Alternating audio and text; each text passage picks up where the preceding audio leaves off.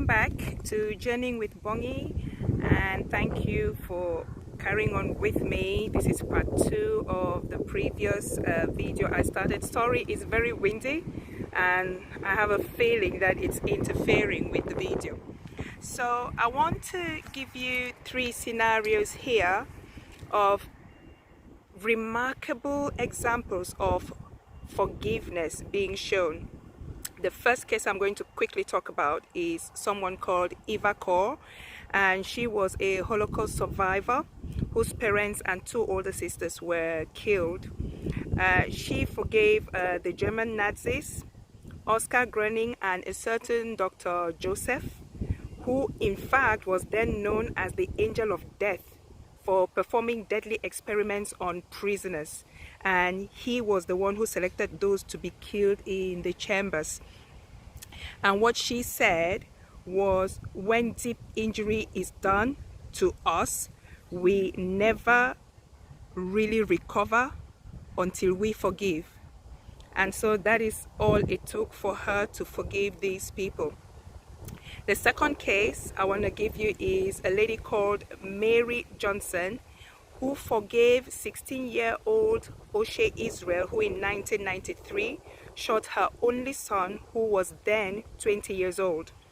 And he was sentenced to 25 years in prison. I think 2 years in, she asked to go and visit him in prison, where she forgave him.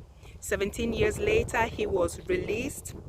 And because she'd kept contact with him, she actually spoke to her landlord, and her landlord was able to find accommodation for this young man. And guess what?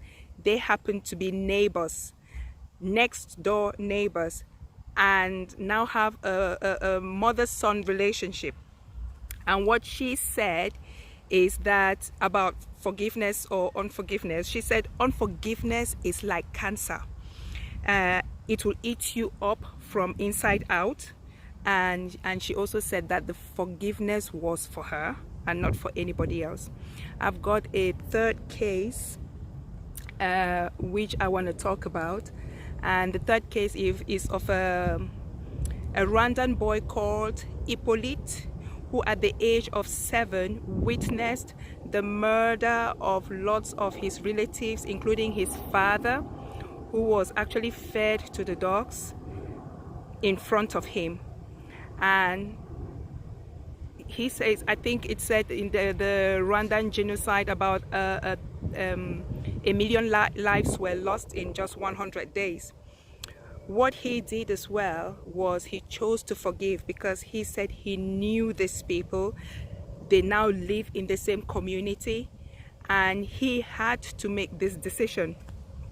And in his case, he says, I chose to forgive not because it is easy to forgive. It is never easy. I wanted them to learn lasting peace.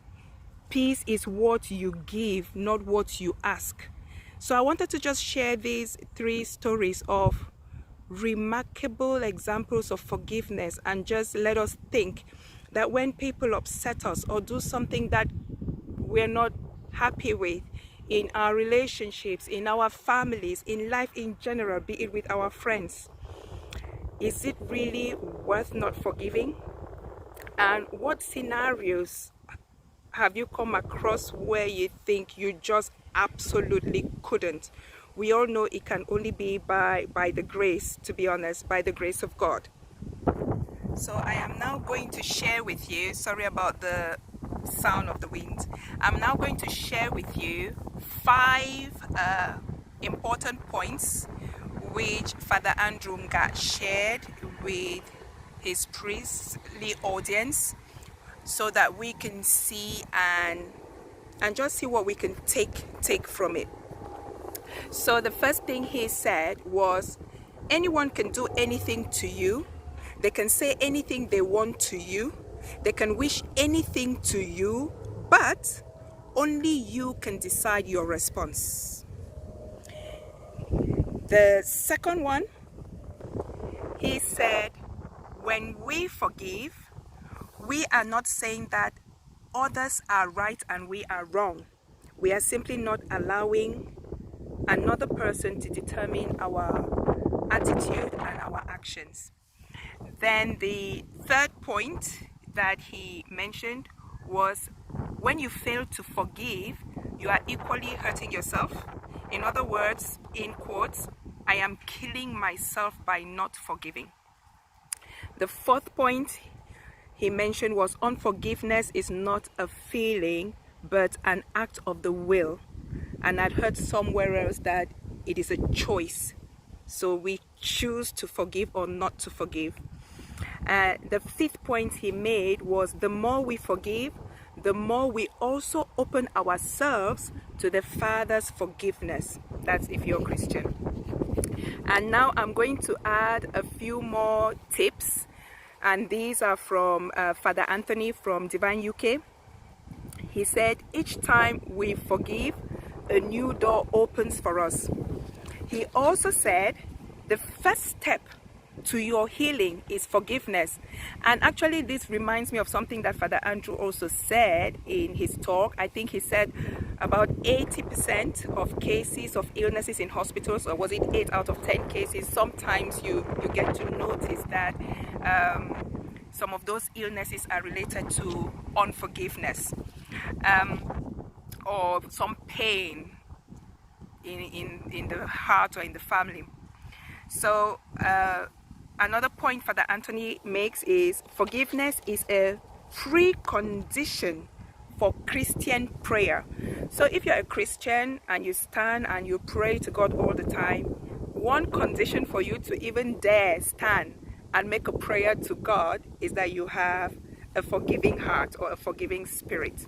And so I'm going to conclude with a statement I also once heard somewhere, I can't remember where, about forgiveness, and that was, do not permit anyone to live in your head rent-free, because that is the effect of unforgiveness. So with this, I'm going to just leave you now and thank you for watching. Continue to be thankful for your life each day. Be happy and keep smiling. Have a nice day and see you soon.